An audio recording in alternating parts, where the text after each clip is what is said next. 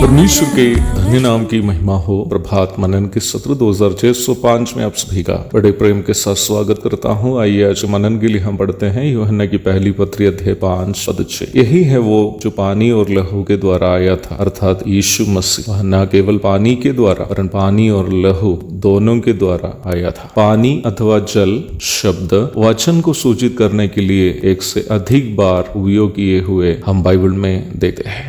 यूहन्ना 3:5, इफिसी 5:26 आदि पदों को पढ़िएगा।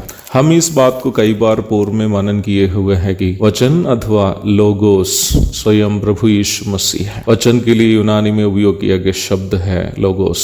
लोगोस एक ही समय वचन का लिखित रूप बाइबल को और वचन का देह रूप यीशु मसीह को सूचित करता है। यीशु मसीह के देह रूप धारण के बारे में यूहन्ना 1:14 में हम इस प्रकार पढ़ते हैं, वचन देहधारी हुआ और अनुग्रह और सच्चाई से परिपूर्ण होकर हमारे बीच में डेरा किया।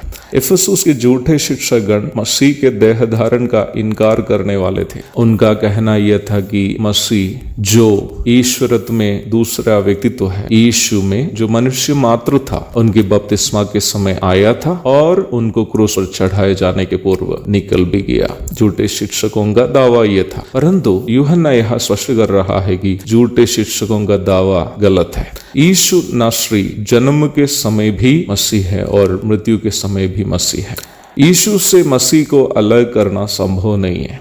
वह आत्म रूप में परमेश्वर का पुत्र है जो शरीर धारण किया था। पहला तीमुथियुस 3:16। लहू आक्षरिक शरीर की ताजा अवस्था को दर्शाता है। जो शरीर जीवित है उसमें लहू ताजा होता है। यूहन्ना यह स्पष्ट कर रहा है कि यीशु मसीह आक्षरिक शरीर में आया हुआ परमेश्वर का पुत्र है। यूहन्ना 1:18। यीशु से मसीह को अलग करने से नुकसान हम ही को ही है, क्योंकि यीशु जो क्रूस पर मर के जी उठा, वह यदि मसीह नहीं है तो हम उद्धार पाए भी नहीं। हम अभी भी पापों में हैं और नरक जाने वाले हैं, क्योंकि मसीह की मृत्यु और पुनरुत्थान से ही हमारा उद्धार संभव है। एक सादा यीशु मरने से किसी को कोई लाभ होने वाला नहीं है। यीशु जिस पर हम विश्वास करते हैं, मसीह होने के कारण उनकी मृत्यु और पुनरुत्थान से हमें उद्धार और अनंत जीवन उपलब्ध है। यीशु मसीह के लहू में हमारा पाप धुल गया है। आज जो कोई ये विश्वास करता है कि यीशु मसीह मेरे पापों के लिए